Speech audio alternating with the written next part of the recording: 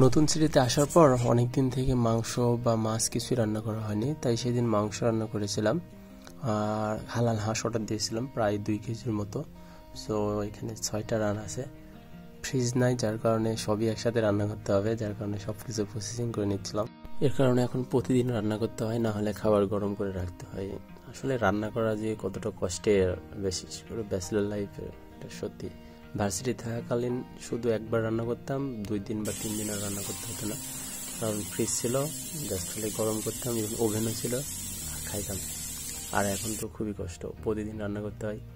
এগুলো সব কিছু দিয়ে রান্না করছি।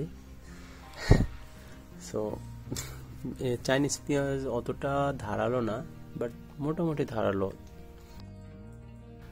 একটু তেল বেশি দিয়েছিলাম সেদিন, যার কারণে মাংস খুবই তেল হয়ে গেছিলো। হাঁসের মাংস এত তেল থাকে আমি জানতাম না, কারণ হাঁসের মাংস এভাবে কখনো রান্না করা হয়নি। তো সব কিছু একবারে দিয়ে হালকা কষানোর পরে মাংস দিয়ে দিয়েছিলাম। এগুলো ক্যাপসিকাম, পেঁয়াজ এবং আদা রসুন আছে হালকা। তো সব কিছু দিয়ে হালকা পানি দেওয়ার পরে একটু কষানোর পরে তারপর মাংস দিয়ে দিয়েছিলাম। এটা হচ্ছে মাংসর মিড পর্যায়ে।